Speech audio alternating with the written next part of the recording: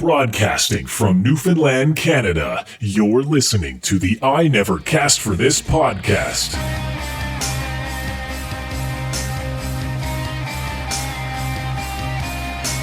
Get ready for controversial opinions and debates, but most importantly, let's talk gaming. Your ears are in the right place. This is I Never Cast for This.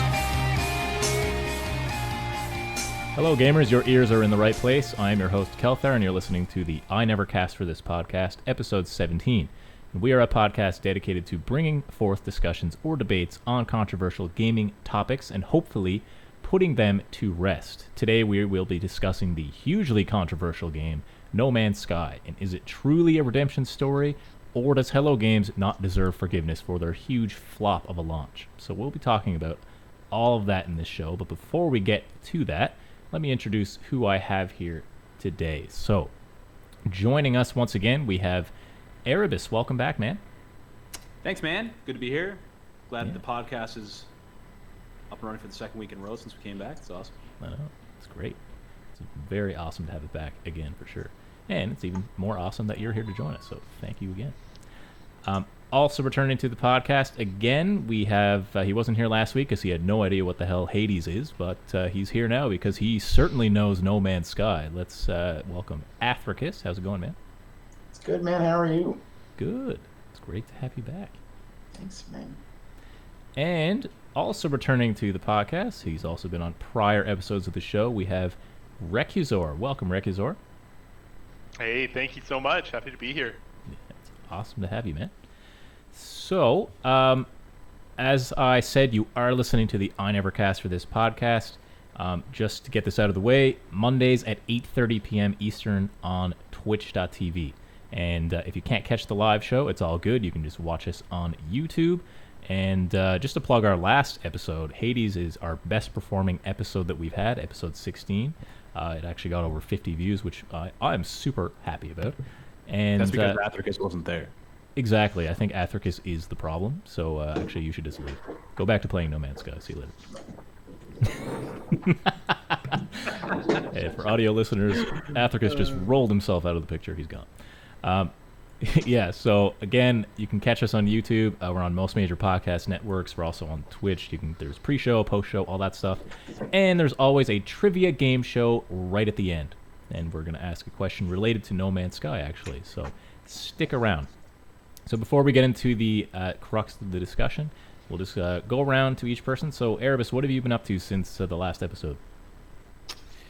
Playing a lot more games lately. I had, when my second son was born, I took not a break, but I played a lot less, but found a routine where I'm able to get on more. So been playing a lot of Brawlhalla, which was a game I used to stream a few years ago, and it's probably my favorite fighting game that I've played.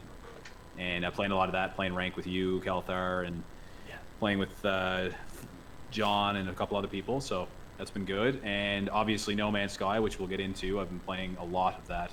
I think I'm up to like 25 hours on my account so far. And I haven't played Hades this week, but I am intending, when I get off this No Man's Sky binge, and I actually am in my bed at a normal time, to play Hades again as my normal routine before going to bed. So, but no, it's been good. Lots of games. That's good, man. That's good. Yeah, I haven't played Hades either. Actually, since the last podcast, I haven't actually touched Hades. And as much as we were praising it up. It's an objectively perfect game that we don't play. Yeah, no, it is incredible. It's just, it's hard. Just so many other games on the go. Yeah, cool. Athricus, what have you been up to? It's been a few months since you've been on the podcast. That's because we haven't had a podcast. But, what have you been up to? When we took the break, I kind of took a break from gaming, so I really haven't done much. Yeah. Okay. But what got you back into gaming? Certainly No Man's Sky. That was big. I played a few games here and there, and then Erebus told me to download that and just give it a whirl, and I haven't stopped for the past week or so. Nice, man. That's awesome. Yeah. So we're gonna obviously talk a lot about No Man's Sky and the critiques, which I personally think are valid. But that being said, we're not bashing No Man's Sky the whole time. We do like the game, especially I know Africa's you like it roped you back into gaming for sure, right? So we're gonna have a lot of good discussions about that. And Rekuzor, welcome back. I just wanted to flag for you, Kelthar. Your voice is lagging to me. I don't know if it's just me, Yeah. but could be just me. But you're I've completely frozen a few times. I don't know if that's just me or. So it could be my internet, yeah. But to me, it's all good because on the podcast it'll sound all fine. right. Yeah. No. If I Thanks ask for you to that. repeat a question, that's why every like couple words is cutting out. Okay. Thanks for that. And yeah, Rekuzor, what have you been up to over the last while? I have been getting a lot more into a game called Natural Selection 2. It's a game where most of it is first-person shooter, but each team has a commander, and that commander is playing the map as if it was an RTS. So imagine StarCraft, but there's also people playing as your Zerglings and as your Marines. I've also been playing too much Crusader Kings 3. Yeah, too much. I think I own Natural Selection 1 or 2. I think that was a game we all thought we were going to get into, and I don't even think we ever tried it, to be honest. You know, I might have a chance to talk about it in terms of launch versus present, sort of going back to No Man's Sky. And I cool. think I might be a voice of discontent with No Man's Sky in this conversation, too. It's going to be interesting. Excellent. That's what this is all about. We love controversy on this podcast, for sure. All right. I think we're ready to get into the topic of the week. As stated at the top of the show, No Man's Sky is what we're going to be talking all about today. Just going to give a little bit of a brief overview in case you guys aren't familiar with No Man's Sky or its interesting launch.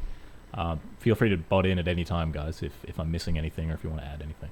So it's created by the company called Hello Games, and they made the Joe Danger series, No Man's Sky, obviously, and a game that came out this year called The Last Campfire. Admittedly, I don't know a whole lot about it, but that's besides the point. And No Man's Sky, I guess I could have made this a trivia question, but I sent you the show notes beforehand, so you already know this answer. But do you guys know how many people developed No Man's Sky? That many. You told me I think it was 5. Yeah. 4. Only 4 people. Oh! Yeah. Hello Games is only 4 people, which is wild, Ugh. considering how big of a game No Man's Sky is. Yeah, that makes me feel bad thinking bad things about the game now. Yeah. But it's pretty wild. Only 4 people. And big media hype began in 2013 when this game was starting or whatever. I think Sean Murray started talking about it, saying all these things about it. Then there was some E3 Sean Murray's the owner of Hello Games, or co-founder or whatever. And there were some E3 shows displaying the game, and it looked absolutely insane, like incredible. PlayStation jumped in, got some publishing rights for the game, and then they started running into problems. Not PlayStation, Hello Games. They actually delayed the game by a few months, and then the game actually launched, and it was rough, to say the least. Like people were pissed. It was missing many key features, and I mean a lot of key features.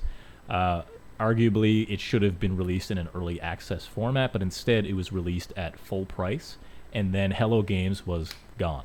Like, no one can get a hold of them outside of technical support. They ghosted everyone, and everyone was complaining, saying how terrible the game was. They were gone, AWOL. And that's obviously not a good look for a company just releasing a game.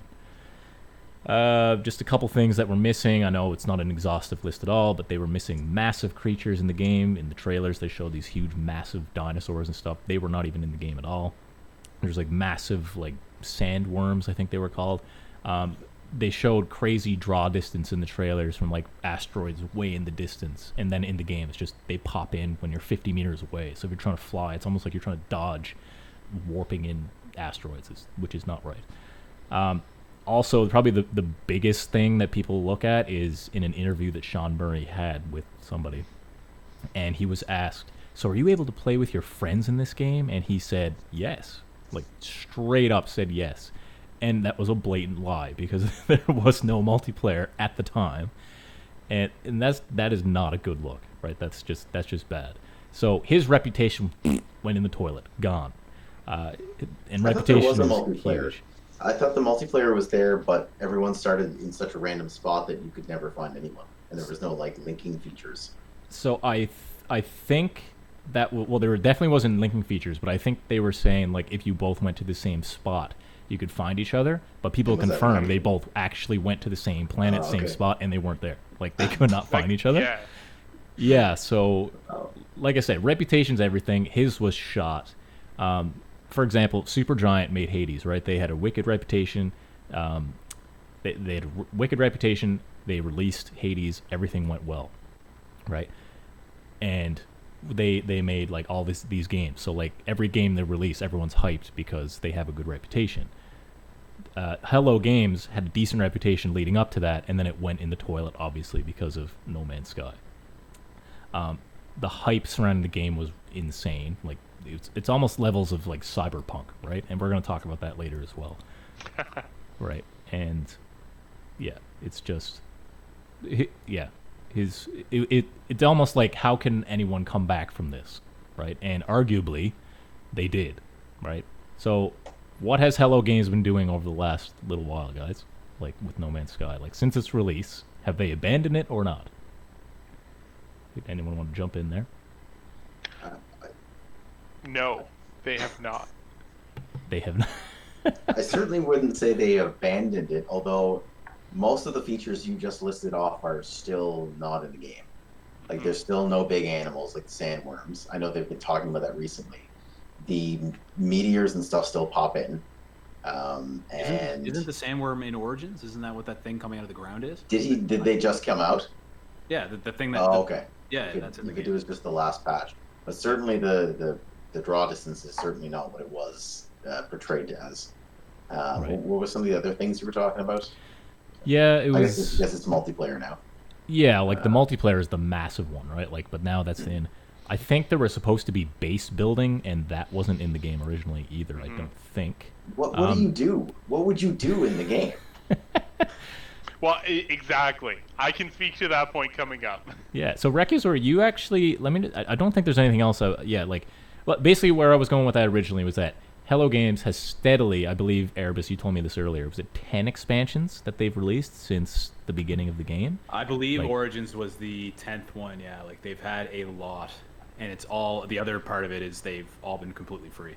They haven't charged Which is good, right? Like the fact like they released a bare bones game full price saying it has all these features, it doesn't, and they've just steadily released all these different features to the game, bringing it up to arguably where it should be, which is awesome, right? But so that's pretty much the story of No Man's Sky, of what's happened. So Recusor, what was the game like at launch? As someone who actually bought the game, you were presumably pretty hyped about it. Like, what was your experience? So let me preface this first by saying that I've always been fascinated with the procedural generation type of game that No Man's Sky is. Spore was another heartbreak of mine. I have been Spore, hurt yeah. so many times. But at the beginning of this, the coolest thing was just being able to launch off of the planet, go to space, go somewhere, land again, no loading screen in between. But to Athricus's point, the game was more or less land, get resources, power your ship, try to get to the center of the universe. That was it. As you're going along as well, you're scanning things. You're seeing weird creatures as well. Even playing again recently, some of the creatures you're seeing, again, I appreciate the procedural generation aspect of it, which is horrifying. It's like out of Tim Burton's nightmares in some cases, honestly, some of these guys.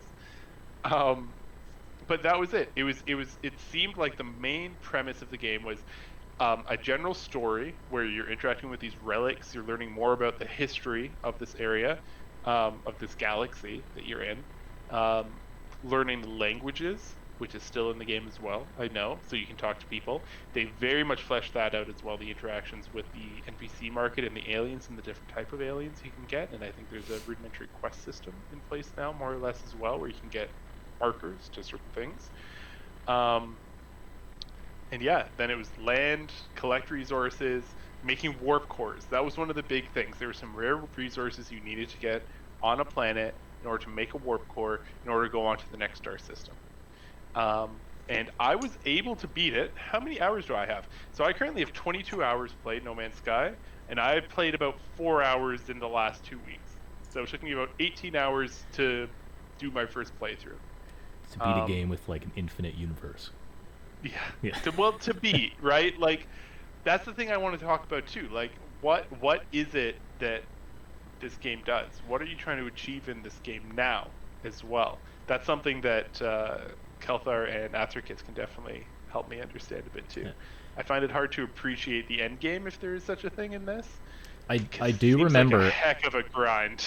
I do remember Sean Murray also saying that if you get to the center of the universe, there was something about this. If you get to the center of the universe, you will experience something like mind blowing. Like this is like basically, I think that's how you get credits to roll. I thought something like that, and I don't think it's a spoiler at all because when people actually got there, apparently like nothing really happened. Like it wasn't anything exciting. I don't know what it was. You start over. Yeah, isn't it like a new game plus or something? Yeah, like, but it's that's like it. You get to do it again. you do it again, but really nothing really changed that much though. Still, right? Like, so it's nothing mind blowing. Yeah, like one of the things in it is you keep some of your progression. I think maybe you keep your languages, and you know what? I think that this is a very good game for completionists. This is a game where you can collect a lot of things, and you can fill out your codex. What's it called in this, guys? The library thing where all your scans go. I never even The bothered. Discovery tab or whatever it's called. Yeah. Yeah. And like sometimes you'll get brand new things that literally nobody else in the world has gotten before. But what I really wonder is of all of those hundreds of thousands of combinations, how many of those are just like a leaf in a slightly different position? I don't know if I can appreciate some of those variables as well. Yeah. Sure. Yeah, so the game has obviously changed a lot from then. So Erebus and Athricus, you guys have been playing the crap out of this game. I've dabbled with it maybe 3 hours. But what is it that has you guys completely hooked? Especially you, Athricus. Like I said, you took a complete break from gaming, and then all of a sudden you're back, and now you're staying up to like 2 a.m. every night playing it. Right. So like between you two, Athricus and Erebus, like what is it that is got you guys hooked? I don't want to give the game too much credit. I don't want to praise it as the best game in the world. I stay up till 3 or 4 in the morning playing this game and not giving a shit about my family because this is my kind of game. I mean, I loved Minecraft and anything that's procedurally generated and like full sandbox exploration, open world, whatever, tends to be a big pastime for me. I do enjoy it a lot, and I can get really hooked into it. So the game is good. There's a lot of problems with it that I'm slowly coming and seeing as time goes on, but still a fun game you can just chill with and then just relax with. I do want to try it in VR. I know Erebus loves it in VR, and you do as well. But yeah, it's definitely got some issues. I know it's only 4 people, or is it still 4 people? To my knowledge, yeah. It's 4 people in a party, but you can have. Are you talking No, about I mean people develop the game, right? Developing, yeah. Yeah, to my knowledge, it's still 4. Yeah. Oh, sorry, yeah. Which is pretty impressive for 4 people. I mean, even though the game came out in a really bad state, that's fine. That's its own thing, I guess. But they've come a long way in a couple of years. How many years has it been? Launched in 2016. Okay. So 3 or 4 years. And you could argue, like, if they didn't have the hype surrounding this game, if it was just like a game that kind of released in early access saying, hey, this is what we got, we're only 4 dudes, here we go. Yeah. Like, yeah, that would have been like, wow, only 4 people. But the fact, like, the hype got so high, again, similar to Cyberpunk, where it's almost designed to not fail, but designed to disappoint, right? So, but yeah. I'm really curious, you know, again, 4 guys, they're probably friends, you know, like you have to be able to get along with people well, right? And remind me the name of the creator, the main Sean Murray. Sean. What was going through Sean's head when he said the multiplayer thing? Did he know it wasn't in there? Was it in the rudimentary format? That's why people were so mad, because why go out of your way to hype, and he was kind of adding to the hype, right? Like trying to get. Totally. Yeah. But at the same time, if he's not adding to the hype, which is a key part of his job, he's letting his friends and his team down almost, right? Like his job is to make hype. He did really good at that. Yeah. You Yeah. know, like Yeah. No, for sure. that part he did great. The execution of the game less so. Yeah. Erebus, I want to get your input. Like, what is it that about No Man's Sky that got you hooked as well? First, they have 26 staff now, right? You do have that stat. Is it 26? Oh, okay, Yeah, it's not I got 4. that wrong. I was gonna say, like, there's no way they have 4 after all this. I must have just seen the 4 key member. Yeah, that 4 is one. Yeah. Anyways, yeah, I don't agree. Athricus has said that he's found like a number of things that are wrong with the game. I found glitches, little things. I just had one right before we got on, but I haven't found anything substantial that would lead me to believe. Like, I haven't had several bugs or several glitches, so I don't like. I feel like it is fairly polished from what I've played. The multiplayer is a bit weird, still, but for the most part, it's okay. But for me, I don't like Minecraft, as everyone knows. Feel free to splice in the editing, Kelthar, the clip where I say I don't like you. You guys made fun of me saying when I said Minecraft isn't a game, and I said, what if I don't want to build something? What do I do? And you guys died laughing, saying, why the heck are you playing Minecraft? Well, in No Man's Sky, if I don't want to build something, which I don't have to. So that's the thing that this game does that's amazing, is it has such a wide variety of things that you can do. Myself and Athricus are making money in completely different ways. We've barely progressed the main story because we're so distracted with all the different things that you can do. Similar to what Recusor said at the start, it's very seamless in like and especially in VR, I find landing on a planet and leaving that planet and just flying through space and going wherever you want to go, and 0 load screens really, and just it's just very, very seamless. The variety point, so we just started right when the Origins update came out, the latest update, which was a complete overhaul to the graphics and the variety system in the game. So they doubled the variety of plants and animal life and different things that you see on planets to, like, I guess, to try to increase that you're not seeing the same thing twice. So that was what the latest patch did, and I've noticed that substantially. So it's just, I just find it very chill to come in and play, and I like making one of the YouTubers I watch, he calls it space cheddar, which is just making money in games, and I loved it for Elite Dangerous as well, and there's just such a variety, so like we could just mix it up all the time, and the multiplayer, the VR, all of it put together is just a very, very relaxing and rewarding experience. The other thing I wanted to mention too is I really like games. In Elite Dangerous, I'm constantly alt-tabbed Googling how to do something. In No Man's Sky, I found the tutorials and everything were very well embedded into the game, which is apparently a newer feature. When the game launched, it was not like that. But the tutorial system is really good, and it's pretty seamless in trying to figure out how to do things, how to craft, how to build, how to do all that stuff. So it's been good. I really liked it. Okay. So, yeah, like, do you, like, we can keep talking about the game specifically if you want, like what the game does well and things that we can improve. We can still stay on that topic for a little bit, I guess. So Recusor, you've jumped back in how recently? In the last 2 weeks, you said? So, again, there's been quite a few updates since launch. I actually tried to jump back in briefly about a year or two ago. About 2 years ago. And it was okay. I honestly ended up finding that I had the same issue with it that I had with Pokemon, in a way. I'm not sure if I told you guys, but I ended up getting Pokemon Sword for the Switch at one point. Yes, yeah. And I returned it less than 24 hours later.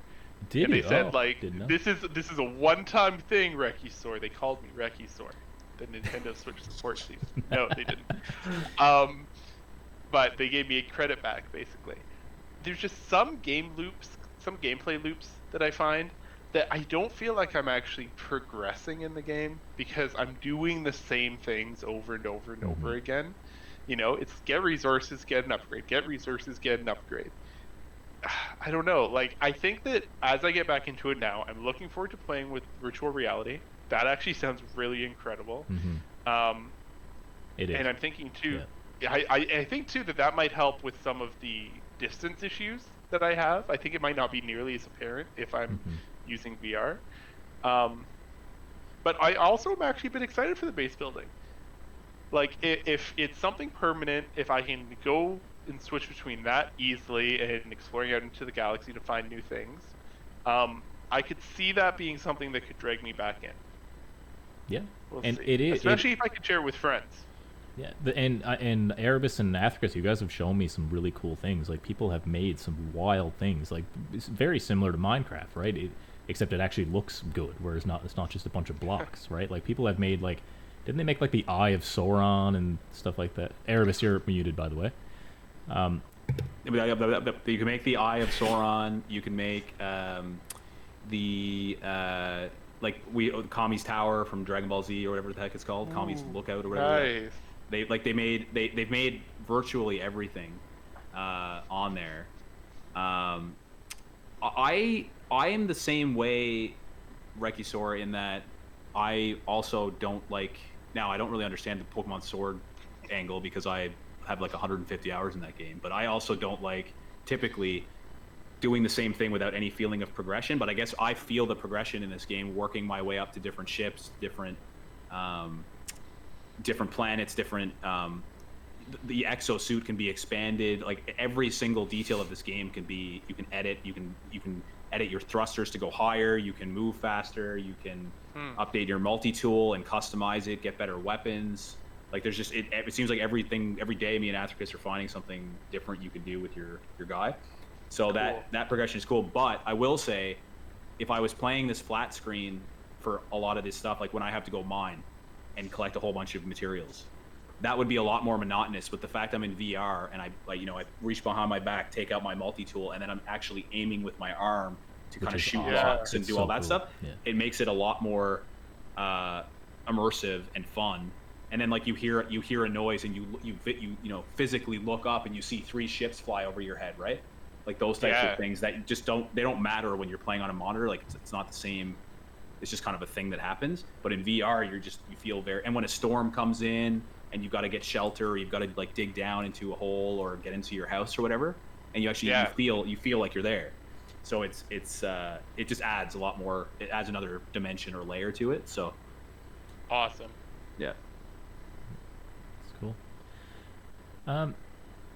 Yeah. So I guess we could argue that the game is finally good, right? It launched in a bad way. It's actually good now. There's a lot of stuff you can do, and it seems like you have a choice, right? Athricus is playing the game one way. I know you're designing like this whole operation to get so much money passively, where you just sit there and eat popcorn and earn money, which sounds super cool. Probably what he's doing right now. Yeah, you have this full contraption made, whereas Erebus is just more the style of, he doesn't want to do that. Instead, my understanding is you just want to go out in space and upgrade and get the best ship you can and do all that kind of stuff, right? So there is choice. It's not a linear game like Minecraft, throwback to the previous episode, as Erebus talked about. So you're actually making a decent point there. But yes, I'll probably edit that into the audio podcast for sure. But so the game is obviously in a good state. Now, I've went through my research of figuring everything about this game and the history of it. There's a lot of people out there that refuse to play this game. They don't care how good this game is or how good it gets. They refuse to touch it just based on the massive lies that Hello Games and Sean Murray specifically push forward, right? That multiplayer thing was almost like the last straw, right? But so let's start at the top. So like, do you think Hello Games actually sold lies to the community just to push pre-orders? Right? Because they wanted to obviously make as much money as they could. Like, so do you think they blatantly lied to do that? Go ahead. If not, I think they certainly did not tell anyone, or they didn't make clear at all that these were things that were coming but wouldn't be in the game at launch. I mean, maybe they didn't say that, but I personally think it was just to hype the game up to get everyone started. Yeah, and it could be, right? And maybe that's why. But yes, in hindsight, for them, they should have said, yeah, these are things that are planning to come, but at launch it won't be there, but it will be there, right? But Oh yeah, certainly. If they had said, hey, these are coming, but here, just tell me what you're gonna do, what your plan is, and bring out some good stuff to start, and then be like, okay, here's what's the word that companies use nowadays? A roadmap. It's a roadmap. yeah, Right, yeah. Give me a good roadmap. yeah, and they could have done that, but it's obvious that something shady was going on, because they were saying all this stuff, pushing all this stuff forward, saying this game is the best, buy this game, pre-order it, you want to play it at launch, and as soon as it launches, like they're gone, like they literally have vanished, and that's sketchy as hell. Like that is sketchy. Yeah.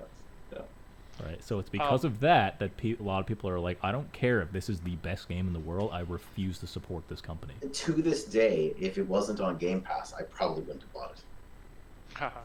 Sure. Probably just for that reason, that I know that it was an absolute monstrosity of a launch. And if it wasn't free, or I didn't have Erebus telling me it's the best game in the world, I probably wouldn't have got it. I think they had a bad PR team. Like, I'm reading articles here now, or just looking through like kind of what happened, and they actually went silent for 2 years to figure out what was wrong. Like they stopped. They didn't want to communicate with the press. Like, I'm seeing it here, because they just felt it was fueling the thought. Like they had a target on their back, and they felt that going silent, which obviously was not the right move, in my opinion, but they did that because they had no PR, so they didn't. Everything they said was just getting twisted, so he wanted to just internalize, take the feedback, and take 2 years and fix the game, which they obviously did. So the kind of balance that I look at, I think it's really interesting, because you've got No Man's Sky that launched terribly. You've got Star Citizen, which is like a whole other issue. Like, it's raised, hundreds of millions now, or whatever it is that they got on their Kickstarter, plus all like the money people have bought on ships and stuff, and they still don't really have a product. Arguably, they have a game now, but it's not really a game yet. And then you've got Elite Dangerous, and with Elite Dangerous, they launched well. They've had a good game, but it's had very few updates.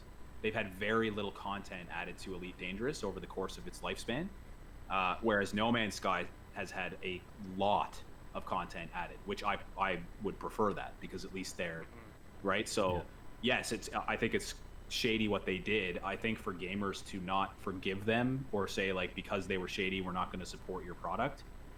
I don't get that personal with people I don't know.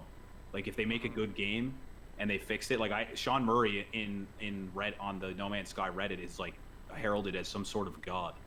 He's just because he's provided all of this stuff for free. They haven't put some shady microtransaction or DLC model or something. It's like, okay, guys, we need to make this something better, and they didn't charge anybody anything, and they just kept adding and adding and adding and adding and adding and working on it. So I think it's less about a personal attack and more about trust in general. Like, if you hype this game up so much, and then it falls short quite a bit, and like, at what point, at least for me personally, I'm more worried that if I buy this game at full price and put my time into it, is a couple of years down the road, are you just going to be like, well, screw this game and throw it in the trash, or just completely stop? Yeah, but I guess what have they demonstrated? They had a bad launch, and then since the launch, for the currently now they've done a lot. Yeah, so I think like in that's general, 2 or 3 years now, they've like consistently pumped out stuff, and it's in a place now that if they leave it, it's from what I can see, it's got enough there to warrant, even if you get, let's say 100 hours out of it, you've got the value of the game then, right? Like, even if there's not more than 100 hours. So I think they've redeemed themselves. I personally, I know that's debatable, but I think they have. Like, the way I see it, like, if picture yourself as Sean Murray, like, you release this game, everybody hates it,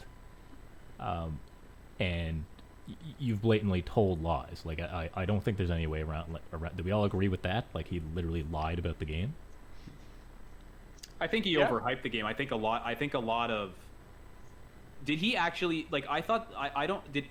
What was an actual lie he said? Like a full-on lie. The interviewer said, "Will you be able to play with your friends in this game?" And he point blank said yes. He said yes. You could. You just couldn't find them.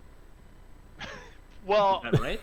Like, I guess you could play with original. them if you have 4 PCs in the same room. Yeah, you can play together. Yeah, but like here's my thing, right? Like you've got Fable, Peter Molyneux or whatever the hell that guy's name is. Do you guys remember the crap with the with all the stuff with Fable that they showed that ended up not living up to it? Yet Calvin, you're or Athricus, you're a huge Fable fan, even though there was lots of promises that were not delivered in that game. The first one was certainly my favorite, but yes, there were. But the first one was the one that he. In the end, they released the Lost Chapters, which kind of added a few things back in. So same thing as No Man's Sky. They added later on, right? Yeah. And then he you also had to pay for it though.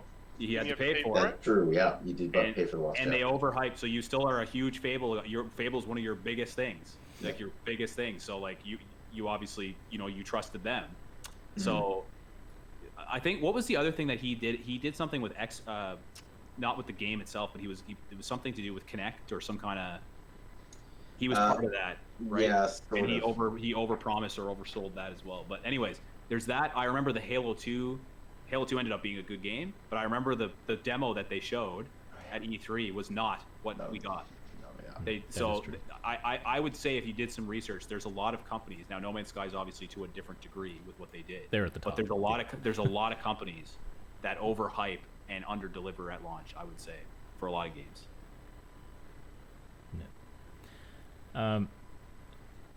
Yeah. There's a lot we can say about this, right? Like the game wasn't just buggy at launch; it was missing core components that were expected to be there. So like the argument, like a lot of people are saying they are redeemed, and I know Erebus, you would agree with that. But do they deserve to be praised and redeemed, or are they literally just doing what they're expected to do? Because now they're just at a point where the game should have been at launch, right? So like, is this just something? And again, imagine you're Sean Murray. If they said, screw this game, their careers would be done, as far as I'm concerned. Like no one else would buy their game. Like why? No one else would trust them. Like as Athricus said, the word trust, right? Like their trust is gone. They had to re-earn that, which they've done throughout these 10 updates or whatever it is over the last 4 years. But it's almost like he has to do this or else like he's toast, right? So to me, it's almost setting a dangerous precedent for the gaming industry, like saying it's okay to make false promises as long as they're delivered later on, then it's okay. Or people are going to still buy games anyway. Like, what do you guys think about that?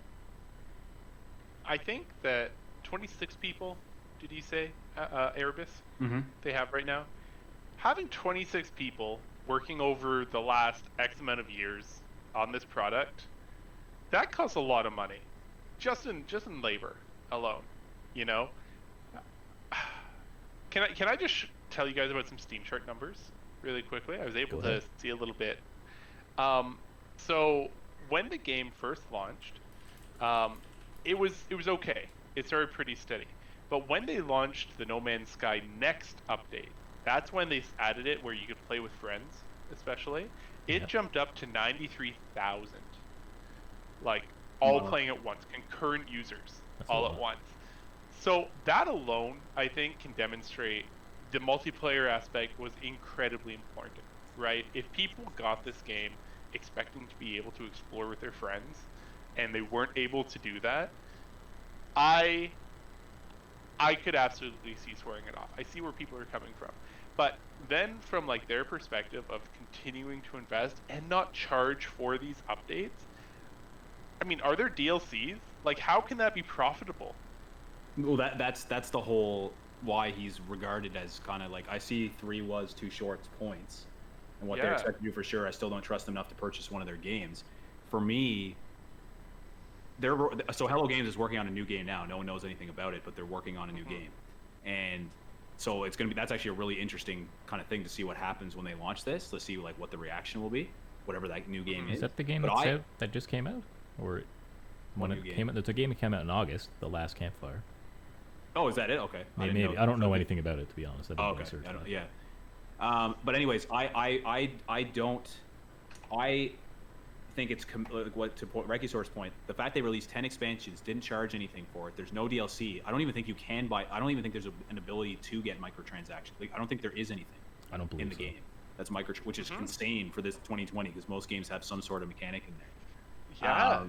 I think that is a incredible testament to that. I actually like that for the company. Like, to me, yeah, what they launching the game and not having the promised features and under delivering, sure, terrible. But like, are you just gonna perpetually not forgive them? And when they deliver a great product and promise, like, how many other companies provide that much support for free, like, and continued support for 3 or 4 years on a game? Like, usually games that don't have any paid DLC or anything like that, they move on. Like, if you look at games like Destiny and World of Warcraft and games like that, where there's just like they last for years and years and years, but they have to charge. They charge money for different things, right? That's how they, like you said, that's how they sustain themselves. So good point. I don't know how they're paying their people, but I know, Destiny. I think Destiny 2 launched and like everyone was hyped on it, and then it sucked, right? Once you got through the content, like there was nothing to do. But they're like, and again, once they fixed released, it through expansions, which you had to pay for. Paid money for it. Yeah, so that's a huge thing, right? Like most of these games examples we're talking about fix stuff with DLC. Yeah, but the other side of that is I don't know if there was anything they specifically promised. There probably was. Again, not to the extent of No Man's Sky, but. Yeah. Anyone else have any points on that they want to add? Yeah, one thing I just want to mention really quickly is one of the most impressive things about it all as well is that as they're adding all of this stuff too, they could have run with the money. That's an option, right? They didn't have to continue working in video game design, right? Like you're right, it would have been hard to be employable, frankly, after that. Yeah. But if they were able to raise enough capital that they're able to then continue working on this for free, they could have run with the money and been pretty comfortable for a while too. So it does happen too, right? Like you think of how many Kickstarters out there have raised so much money for games and then they jump ship, right? Like damn you, Jeremy Soule. Yeah. Who was that? Who was that again? Soul, yeah. He's the Skyrim sound person. Yeah. Yeah. And Star Citizen. I want to use an expletive when I talk about Star Citizen. That is just disgusting to me. No. Yeah, that's a whole other. It's indefensible, but yeah. Exactly, but there are people that will defend it. Of course. I've talked to people there's someone at my work actually that is like will argue to the teeth on it that it's like because they're so ambitious and et cetera that they're. He must be playing the game in his head somehow because it doesn't exist in real life. Exactly. Yeah. Anyway. Sorry, totally off topic again. No, that's fine. Athicus, did you have a point right there, or no? I didn't know if you looked like you were about to speak. So, I just want to say something else. So, think about Cyberpunk. Like, I would say, I think we can all agree that Cyberpunk is one of the most hyped games of all time. Would we agree with that? Mm-hmm. I'd say it's breathtaking. Nice. Yeah. So that game is. I don't think that game can possibly live up to the hype. I really don't. Like, it looks awesome. Keanu Reeves is in it. You know, all these different famous people are in it. Like, it looks incredible. But I don't know how it can live up to the hype. But they're pushing that hype themselves. The media's taking on. Like, I think the game was shown at like a football game or something. Like, on live TV. No, I don't agree with that. I don't think they're hyping it the same way that like No Man's Sky and Fable and all these guys that do these promises. Like they're showing gameplay. They're showing like good trailers and good stuff like that. But I don't think they're. Which No Man's Sky did as well. They showed trailers. but yes, but the No Man's Sky guy was in interviews saying all this stuff, right? Like he was saying so many different things. Like with Cyberpunk, at least like I watch a lot of Cyberpunk videos, and I don't get the same reaction from the stuff that they're not like and CDP. Keep in mind, what is it? Project Red? CD Projekt Red. Yeah, like Witcher 3. If all they have to do is copy the model of Witcher 3 in terms of their story and gameplay loop, which it looks like a lot of that will be there. Like they've already got success with that, so like that, there's a reason that I think they're hyped based on the company, not the game itself. Right. They're this hyped comes back to the whole reputation thing, right? Yeah. That is so huge. So imagine Cyberpunk is released, and like half the things they promised in the game are just not present. Like I can't think top of my head what they promised, but like I know they said like the amount of different role playing options you can do and like customization stuff. Like imagine they left out like a whole bunch of key features they said were in the game. Like people would riot. Right? And then CD Projekt Red, like their reputation can easily be tanked that quickly, right? So like, go ahead. I'd like to just point something out really quick. And some of our younger listeners might not be aware of this, but there used to be something where you could get what's called a game demo. You guys remember that? Yeah. Yeah. I think one of the last game demos I played was for Vampire the Masquerade Bloodlines. And in many cases, it's just like the first level or something that's made available to you for free. So you can try it out and see how it plays. And I think that would fix a lot of the problems that we're talking about right now. And, it might fix it too well. That might be why people don't want to do it. Because, they'll lose pre-orders if people have a chance to play the demo of it. Yeah. If a game is good... I don't know. If a game is actually good, a demo will drive sales. If the game sucks, then the demo's like... Yeah, it's an interesting argument I've heard. Like, it was cool. Like, Dragon Quest... I don't know what number it was. The one that's on Switch, Dragon Quest 11, I think, released a 9-hour demo on Switch, which was unheard of. Mm-hmm. So you can play the first 9 hours of the game for free. Not a 9-hour cap of your time. Like I guess you could play for 30 hours. It's just the first 9 hours, I guess, of the story estimated, and then you get cut off. And then you can buy the game and just continue your progress. So that's like a pretty bold move to say, player, we know we've got a good game, play it for 9 hours for free, and buy it afterwards, right? I didn't actually end up buying it, so I didn't like it at all. But but it was a cool way to just try out the game. So I wish more companies would do that, but for whatever reason, there's resistance to it. Probably because most games out there, from a percentage. Well, if No Man's Sky did that, it would have been. Yeah, it would be terrible. Yeah. Unless they released a false demo that had like some stuff in it, and then they took it out for release. That would be way worse. That would actually be way worse. Yeah, that would be nuts. Yeah, go ahead. Just on the topic of trailers, I think one of the last great demos. One of the last great demos that I ever had the chance to enjoy was PT on the PlayStation. You guys remember that? PT was nuts. PT? Yeah. That was legendary. Silent Hill PT. That was that horror game. Oh. It was like considered one of the best horror games ever, and it's like crazy and short. It's just a demo. And it was just a demo. And you can't even get it anymore, and people like sell PS3s with like PT installed on it, but if you connect to the internet, it gets wiped off your system or something. Something like that. Yeah, it's nuts. Yeah, Fusion Frenzy, also a great demo. I never bought that game, but Fusion Frenzy on the original Xbox. Oh, that's awesome. That's cool. 3 was too short. In chat also made a good point. He said that CD Projekt Red does have a history of amazing games, but he's still expecting a rocky release with bugs, which is is expected, right? Like the pure ambition of the game, like there's going to be hypes. There's not going to be hype. Going to be hypes. There's going to be bugs in the game for sure, right? So polish is different than broken promises, I think. Yeah, it's for sure, but like Skyrim is one of the most buggy games out there, and they didn't fix half the stuff in that game. Like Bethesda just is almost a meme at this point. I remember I'll never forget the Fallout New Vegas clip in the intro of the guy with his head like rotating in a 360-degree angle or whatever. But it was terrible. But it's almost like a joke at this point what they do with their lack of polish. But CD Projekt Red, like Witcher 3, from what I haven't played it extensively, but from what I've heard, it's incredibly polished and doesn't have nearly the level of bugs. Anyway, yeah, but I'm expecting a pretty and they keep in mind they've also delayed this game 2 or 3 times. Yeah, so they're not in any. Yeah. Is it twice? Yeah, I think so. Like they're not in any rush, obviously, to push this out when it's not in a state that they're happy with. Like they got a lot of heat for delaying it last time because it was, I guess, COVID and everything. Everyone was really anxious to play it. And they're in crunch time now, forcing their employees. I don't know if forcing is the right word. Well, the game's gone gold. Telling their employees, to work 6 to 8 weeks and stuff. That's a whole separate discussion on if crunch is. How they treat that's actually a good topic. How gaming companies treat their employees. Yeah, but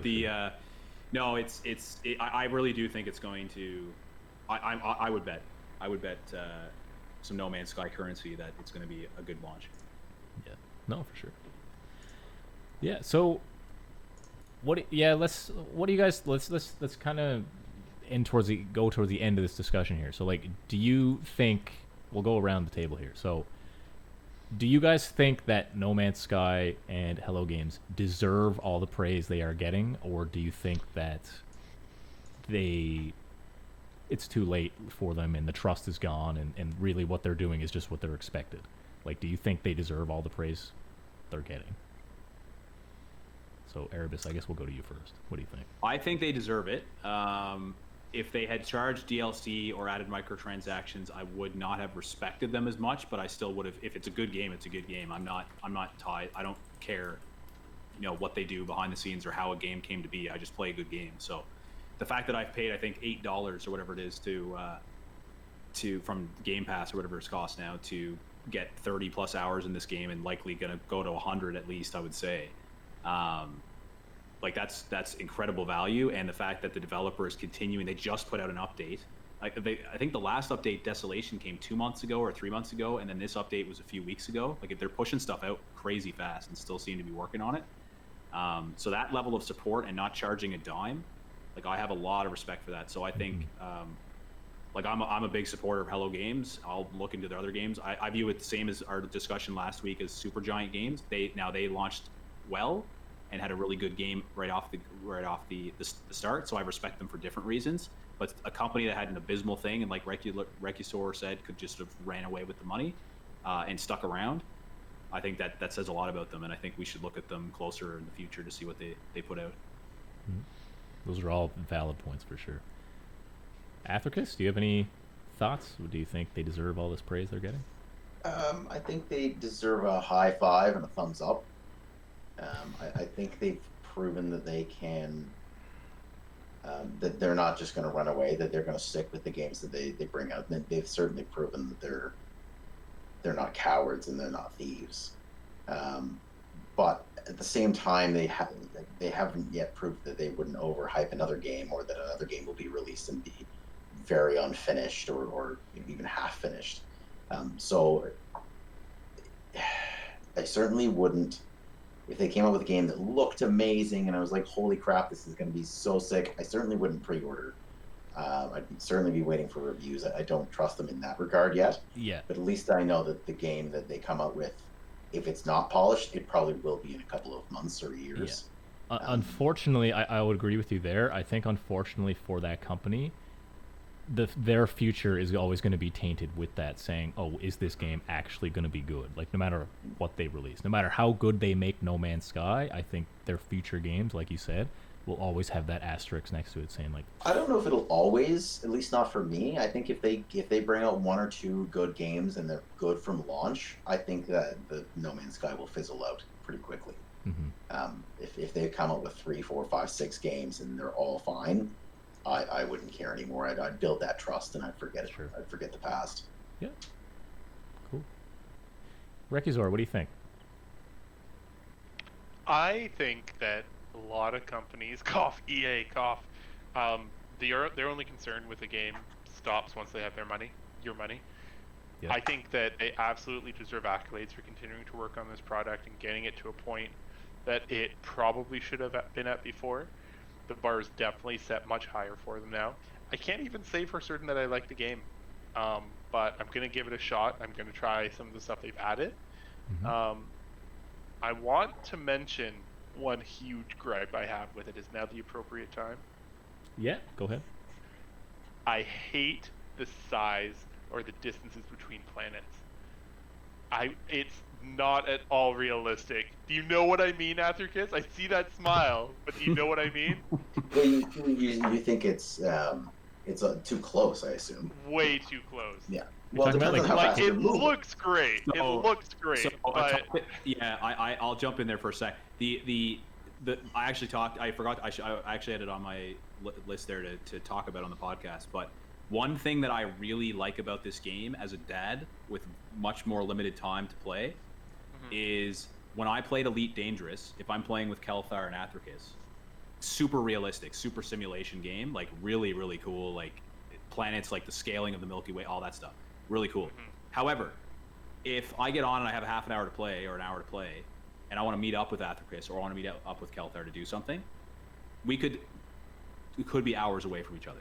Like we could be in a situation where we got to plan that week, maybe on Wednesday or Thursday later that week to play because we're so far away or so, like we got, just the way that game works is it takes a long time to do things, even like the simplest things, missions, upgrading your ships, that kind of, it's very slow.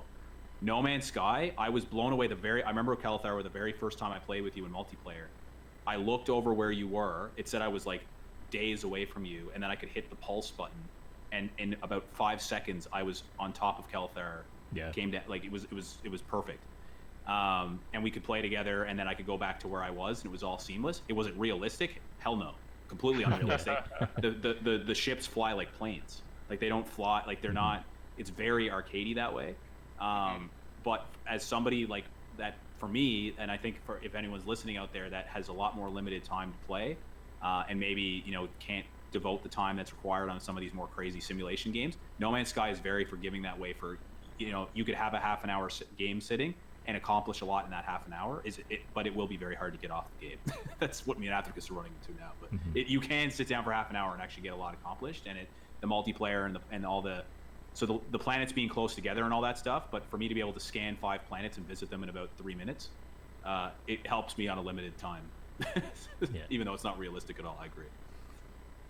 That's good. I just had to say it. Thank you. Oh yeah, No, for sure. No, I get it. I agree. I completely agree with you. I actually like that feature. Final thoughts there, Rekizor? Was there anything else you wanted to add about Hello Games particularly? Again, yeah, they're gonna have a higher bar to set. But I think they knew that, and I gotta say, yeah, there was some stuff that he could have done better in particular. But imagine being the face of the company, saying that stuff, and then receiving some of those messages. I would be shocked if he didn't go through a mental health crisis at some point. He got some abuse, let me tell you. I read some of it. Yeah. Good for Stuff him that for no sort of one shutting it out. Yeah, like no matter what you do, like if you're making a video game, you don't deserve death threats. You don't deserve all that kind of stuff. Like, sure, you might, no one deserves that stuff, right? Like, that's nuts. Yeah, but gamers are some of the worst people out there for that kind of stuff. Yeah, Keyboard warriors. keyboard warriors. The internet just brings that out. Yeah, in people for sure. Yeah, I think that'll do it for the main discussion of No Man's Sky. But if we missed any key points or anything that you want to add to the discussion, leave it in comment on YouTube video, or you can email us at inevercastforthis@gmail.com, because we'd like to keep the discussions going for sure. Or on Discord. We have a Discord channel, so join that as well. You guys ready for some trivia? Sure. Yes. All right. Let's jump into the trivia. So this was a question I found fairly quickly before the show, because I once again forgot to find a trivia question, but I have one here. So the question is, it's related to No Man's Sky, kind of. It's how many games has Hello Games actually developed? So how many games has Hello Games actually developed? Is it 2, 3, 4, or 5? So again, Can you how many developed games have they developed and released? and released? Okay. Yeah. How many games have they developed and released? 2, 3, 4, or 5? And I'll assume nobody's Googling this. And I'm just hoping nobody in the chat gives the answer. I'll just say you guys can't look at the chat. So, Hands in the air. does anybody have any idea? I did say at the top of the show some of the games that they did release. So if anyone has a good memory. I feel like the issues with No Man's Sky could have been caused because they didn't have that much experience making a game. So I'm inclined to think a lower number than a higher number. So do you want to take the first guess? You did say the game. I don't remember what you said, but you did say it. I really wish I'd been paying attention now. I'm gonna go with 2. 2. Okay. Yeah. Who wants to go next? Erebus, you can go next. Oh, never mind. Athricus was about to say something. Go ahead. I already know there's 2, so I'm gonna say 3. I only know 2, but I'm gonna say 3. Okay. I was gonna say 3, but I don't like to agree with that. So I think I read. I'm almost sure when I was first doing research on No Man's Sky, when I was deciding whether to give it a shot. I'm almost sure that they made a phone game or something, at least one phone. I thought they were in some different segment before they moved into, or maybe Kelthar told me that as a tip, so I would get this answer right. I can't remember, but I'm gonna say 4. I was gonna say 3, but I'm thinking maybe they did a couple phone games, so I'm gonna say 4. So, Rekuzor, you said 2. Athricus, you said 3. Erebus, you said 4. Is that Yeah. correct? Guys, no. The answer is 5. So. Mind blown. Oh, I just had the window open. I just closed it because I'm dumb. So, the games that they released. Erebus, you were right about the mobile game. So, I said at the top of the show, they released the Joe Danger series. Series, the key word there. No Man's Sky and The Last Campfire, which came out on iOS, Switch, Windows, PS4, Xbox. Again, I don't know anything about that game. But Joe Danger 2, the movie, but it's actually a game, and Joe Danger Infinity on iOS. So it's 2010, 2012, 2014, 2016, and 2020 are the game releases. So yeah, that's all right. Nobody gets a point. I lost track of who has how many points. I'm gonna have to go back to the episodes to figure all that out. I was winning by quite a large margin. Oh yeah.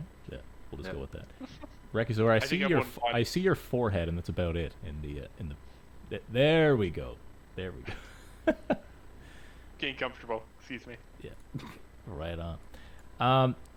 I think that's going to do it for us. We're trying to keep the episodes to about an hour now. I know the episodes used to be a bit longer, but we're trying to cut down on those. So thank you, everyone, for joining us today, especially you guys on the panel here. Erebus, is there anything you want to plug before we go?